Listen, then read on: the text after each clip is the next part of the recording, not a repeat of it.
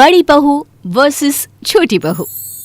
भाई जो अच्छी बहू है वो तो अच्छी ही रहेगी और जो बुरी उसका क्या कहना। लेकिन क्या हो कि दोनों ही बुरी हो और बनने की कोशिश करे अच्छी। माँ जी ये लीजिए आपका चश्मा और ये रहा तेल। अरे ले आई तो चश्मा, पर तेल किस लिए? कैसी बात कर रही है माँ जी, ये तेल मैंने अपने घर से मंगाया है। वो आपके घुटनों में दर्द रहता है ना, इसलिए मैंने माँ से कह के आपके लिए एक बढ़िया तेल मंगाया है। घुटनों पर लगाते ही आपका दर्द चला जाएगा। है सच्ची? तब तो मुझे एक बार लगाकर देखना ही होगा। माँ जी आप बोले तो मैं लगा दूं क्या? अरे नहीं नहीं बहू, बाद में लगा लूंगी मैं। माँ जी अब मैं आ ही गई हूँ तो लाइए ना, मैं मालिश कर देती हूँ, आपको आराम मिलेगा। वैसे जिठानी जी ऐसे तेल बहुत मिलते हैं, इसका मतलब ये तो नहीं कि हर तेल असर करता ही है। माँ जी आप ये छोड़िए और आप इन दवाइयों को खाइए। सोना बहू ये किस चीज की दवाई है? माँ जी ये विटामिन की दवाई है, ये दर्द कम करने में मदद करेगा। तुम दोनों ऐसा करो, इनको यहीं रख दो और अंदर जाकर काम करो। सोना और मोना अंदर चली जाती है। शाम को बहू जल्दी से खाना परोस दे, बहुत भूख लगी है। हाँ माँ जी क्यों नहीं, आज का खाना सब आपकी पसंद का बना है। वाह भाभी, आज क्या मम्मी का बर्थडे है जो आपने सारा खाना मम्मी की पसंद का बनाया है? वैसे लग रहा है कि आप दोनों में कोई कंपटीशन चल रहा है।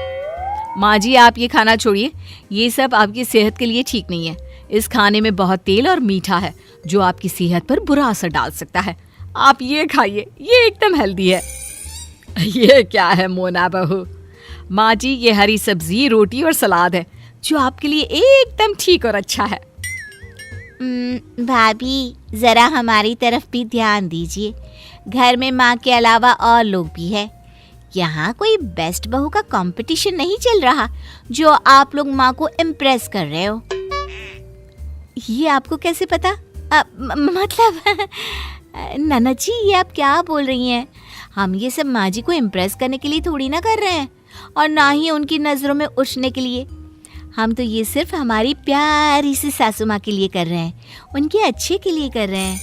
बढ़िया आई, इनका तो पता नहीं, लेकिन मैं बस यही चाहती हूँ कि माँ जी जैसी भी रहे खुश और तंदुरुस्त रहे। आप दोनों को देखकर तो ऐसा लगता नहीं। ये सब छोड़िए, मेरे लिए भी खाना परोस दीजिए। हाँ हाँ, नहीं तो खाना ठंडा हो जाएगा। कुछ दिनों बाद सीढ़ियों से गिरने की वजह से सास के पैर में मोच आ जाती है। कैसी है माँ जी? क्या कहा डॉक्टर ने? माँ जी को ज्यादा चोट तो नहीं आई ना? तुम कुछ बोल क्यों नहीं रही हो? हमें माँ जी की चिंता हो रही है। भाभी अगर इतनी ही चिंता हो रही थी तो आप माँ को देखने, उनका ख्याल रखने के लिए हॉस्पिटल क्यों नहीं आई? अब वो मुझे लगा तुम और देवर जी और ये हॉस्पिटल में है तो घर का ख्याल रखने के लिए भी तो कोई होना चाहिए। और वैसे भी मैं घर की बड़ी बहू हूँ, सोना तो इतना ज्यादा जानती भी नहीं है घर की चीजों के बारे में। बस मुझे और कुछ नहीं सुनना। डॉक्टर ने माँ को कुछ दिनों के लिए बेड रेस्ट करने के लिए बोला है और ये माँ की दवाइयाँ हैं, टाइम पर देने को कहा है। लाओ, माँ को दवाई टाइम से देना भूलना नहीं। और हाँ, रोज रात को हम में से किसी एक को माँ के साथ रुकना होगा। अरे लेकिन वो क्यों? माँ को रात को प्यास लगी या वॉशरूम जाना होगा तो? हाँ ये तुम सही बोल रही हो, लेकिन मुझे तो माफ कर दो, मैं नहीं रुक पाऊंगी। तुम तो जानती ही हो मुझे अपने बेड के सिवा कहीं और नींद ही नहीं आती। अब मैं क्या कह रही थी कि तुम ही रात को माँ जी के साथ सो जाओ ना। तुम्हारी माँ है, तुम्हारे सिवा उनको कोई अच्छे से कैसे समझ सकता है, और तुम उनके साथ रहोगी तो उनकी ज़रूरतों का ख्याल अच्छे से रख पाओगी ना। वो तो मैं रुक ही जाती, लेकिन बस मैंने पूछा क्योंकि सारा दिन मैं ही तो थी, सोचा रात को आराम कर लूं। पर कोई बात नहीं, ठीक है मैं माँ के साथ रुकूंगी। अच्छा हुआ मैंने इसे रुकने के लिए बोल दिया। रात को कौन अपनी नींद बर्बाद करे।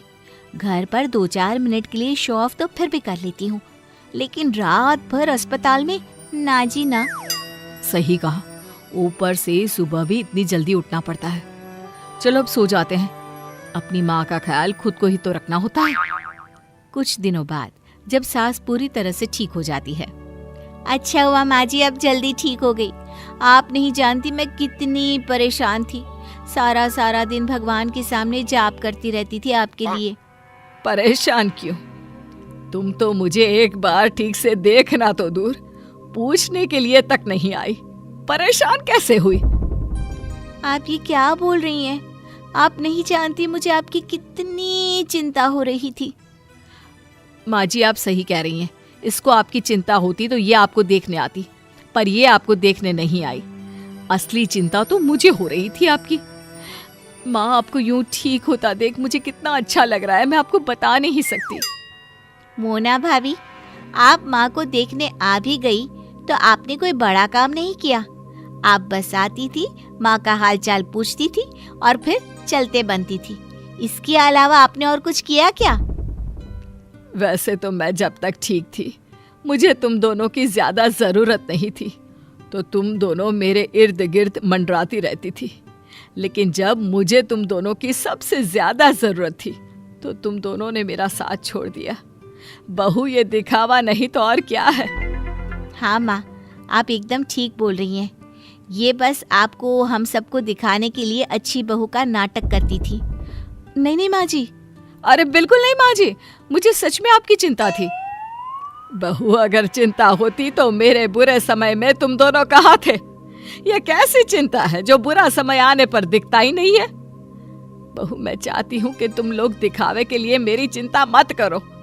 करनी है तो सच्ची में करो, इससे मुझे भी अच्छा लगेगा और तुम लोगों को भी।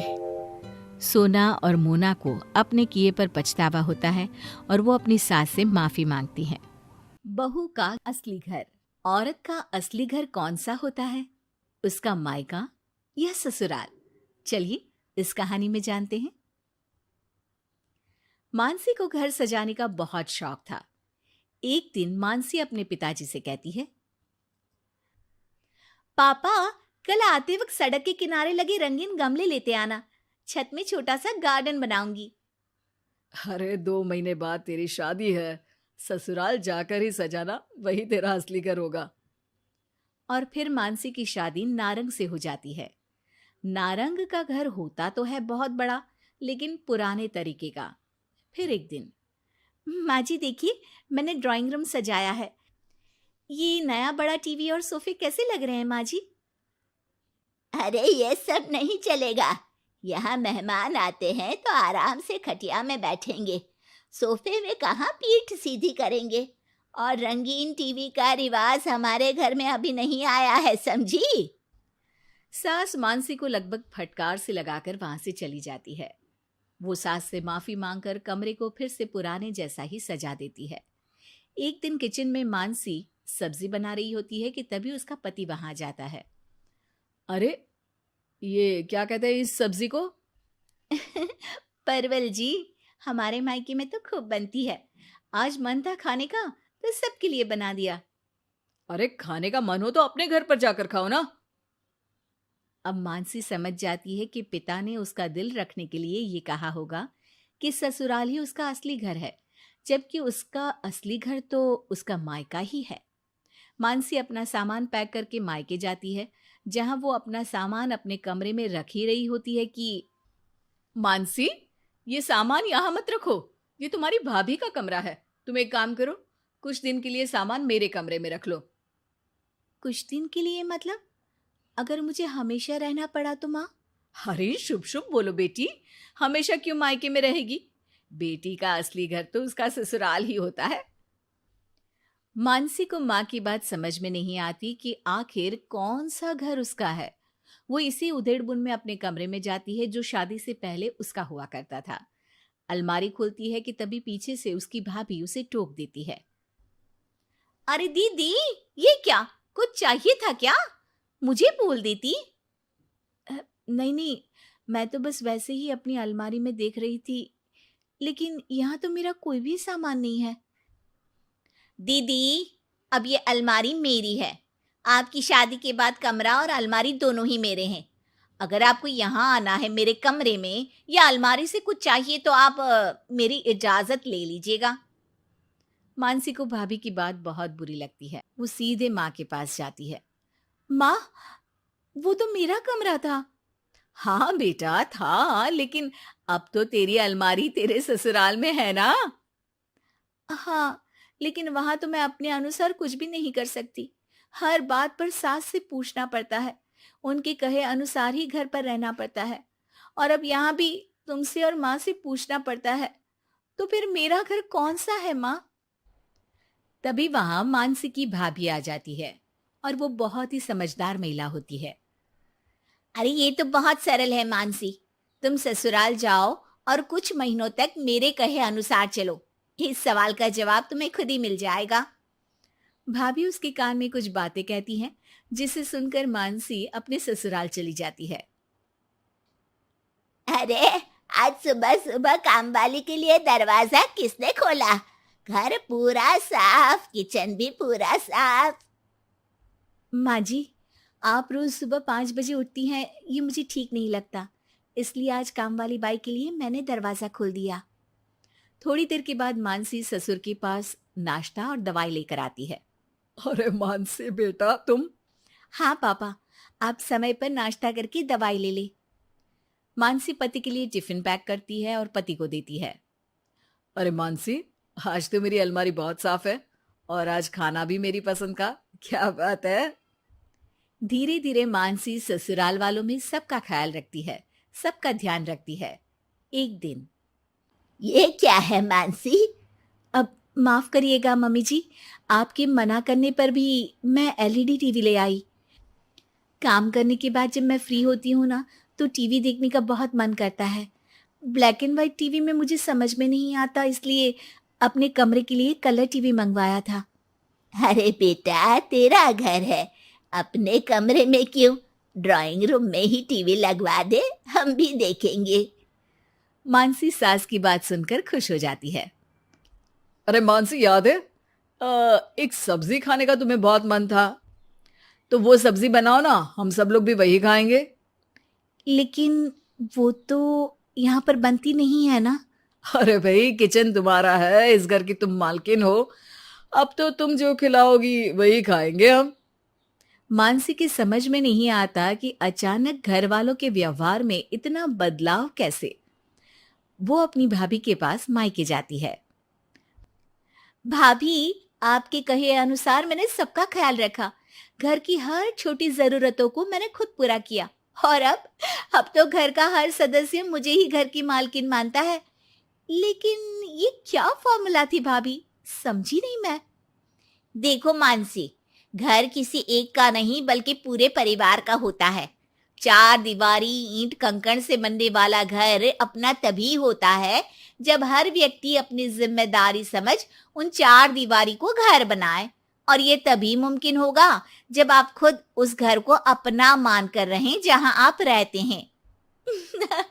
मैं समझ गई भाभी, लड़ाई झगड़ा चालाकी से कोई भी घर अपना नहीं हो सकता, फिर चाहे वो औरत का ससुराल हो या फिर मायका।